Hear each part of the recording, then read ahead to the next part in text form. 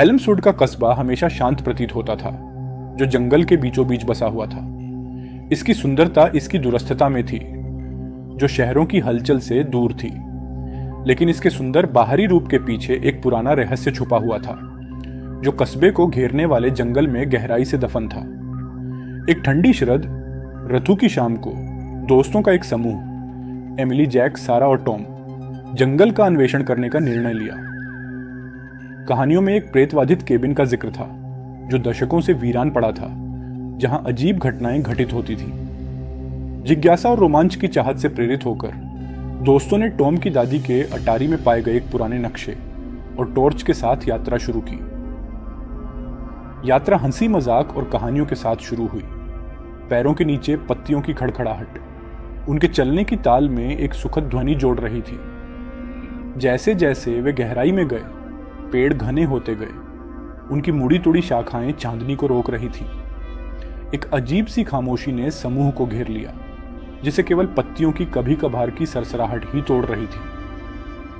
क्या हमें यकीन है कि यह सही रास्ता है?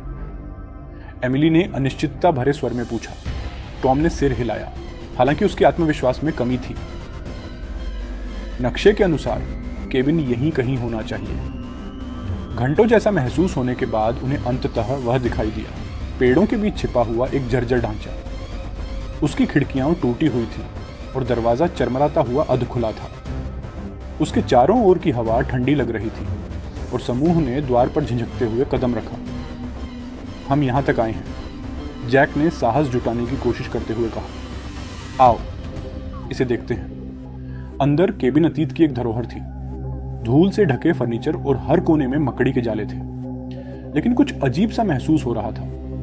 छायाएं अपने आप हिलती हुई प्रतीत हो रही थी और जैसे जैसे वे अंदर गए, तापमान और गिरता गया। अचानक सारा चिल्लाई, दीवार की ओर इशारा करते हुए। बाकी लोग मुड़े तो उन्होंने देखा कि लकड़ी में खरोंच कर शब्द लिखे हुए थे। जाने से पहले वह तुम्हें ढूंढे। दहशत ने जकड़ लिया।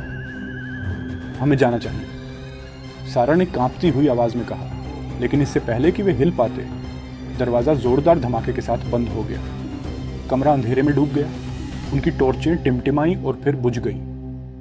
हवा में एक फुसफुसाहट भर गई, जो धीरे धीरे तेज होती गई। वहां कौन है? जैक ने साहस दिखाने की कोशिश करते हुए पुकारा। फुसफुसाहट तेज होती गई, कई आवाजों में बदल गई। दोस्त एक साथ सिमट गए। डर उनके दिलों को जकड़ रहा था। फिर कमरे के कोने से एक आकृति उभरी, एक धुंधली अस्पष्ट रूप, जो अपने चारों ओर की रोशनी को निगलती हुई प्रतीत हो रही थी। एमिली ने आह भरी। यह विस्परर है, उसने पुराने किंवदंती को याद करते हुए धीरे से कहा। वह आत्मा जो इन जंगलों में भटकती है। आकृति करीब आती गई। उसकी उपस्थिति दमघुंटू थी। दोस्तों ने भागने की कोशिश की, लेकिन उनके अंग भारी हो गए, जैसे कि अदृश्य हाथों ने उन्हें जकड़ लिया। फुसफुसाहट बहरापन करने वाली हो गई। उनके सिर के अंदर गूंज रही थी। टॉम नक्शा पकड़े हुए को एक विचार आया। किंवदंती कहती है कि विस्परर को शांत किया जा सकता है। उसने शोर के ऊपर चिल्लाते हुए कहा। हमें भेंट खोजनी होगी।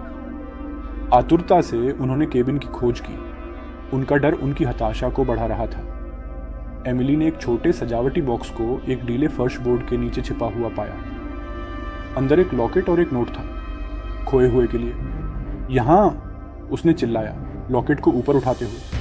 फुसफुसाहट अचानक बंद हो गई। छायादार आकृति रुकी। उसका रूप टिमटिमाया। एमिली ने आगे बढ़कर लॉकेट को बढ़ाया। हम इसे तुम्हें भेंट करते हैं, उसने दृढ़ आवाज में कहा। आकृति ने अपना हाथ बढ़ाया, जो मुश्किल से धुंध से अधिक था। जैसे ही उसने लॉकेट को छुआ, एक सर्द हवा कमरे में फैल गई। दोस्तों ने विस्मय और आतंक में देखा कि छाया घुल गई, एक गहरी शांति छोड़कर। केबिन का दरवाजा चरमराया और चांदनी अंदर फैल गई। बिना एक शब्द कहे दोस्तों ने केबिन से भागते हुए दौड़ लगाई। जंगल से तब तक दौड़ते रहे जब तक वे एल्मसवुड की सुरक्षा में नहीं पहुंच गए। उन्होंने उस रात के बारे में फिर कभी बात नहीं की, लेकिन विस्परर की किंवदंती जीवित रही। उन लोगों के लिए एक मौन चेतावनी जो जंगल की शांति को भंग करने की हिम्मत करते हैं। और कहीं जंगल की गहराई में फुसफुसाहट जारी रही, अगले अज्ञानी आत्मा के इंतजार में जो उनके चंगुल में फंसेगा।